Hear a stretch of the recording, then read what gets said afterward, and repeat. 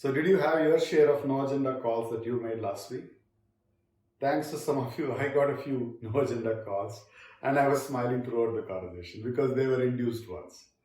And the trigger to this was a call I got from somebody whom I worked with 15 years ago. He called me because he wanted a job and was laid off, unfortunately, during COVID. And I had to make another call to somebody to introduce him.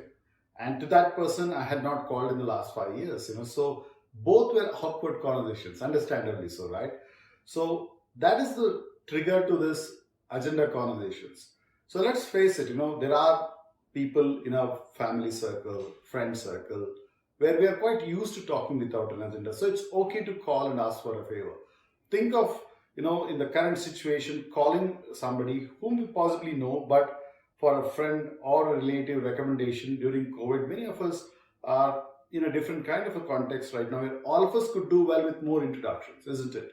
Whether to get somebody a job or if you are in business, if you want more business from customers, it would have helped if you had called them earlier and set up a relationship. That's why I asked for the no agenda call. The third aspect is about colleagues.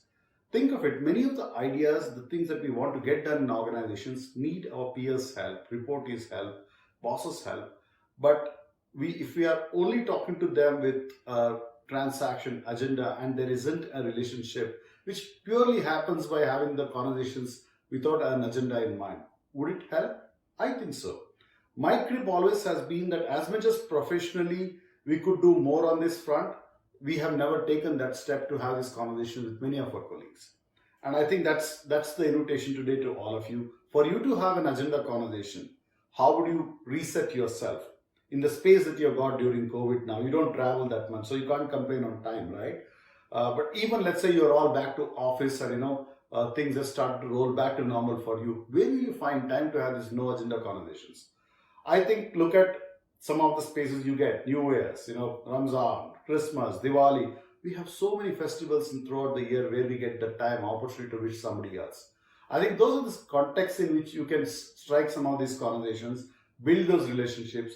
So in times like this, when you want more business, when you want a favor, or with colleagues in a very pressurizing time at office, you could use that time to sort of push your agenda and ask for a favor.